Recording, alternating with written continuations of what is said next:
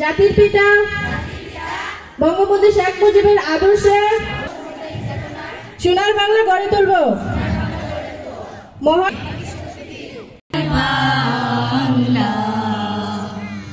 আমি তোমায় ভালোবাসি,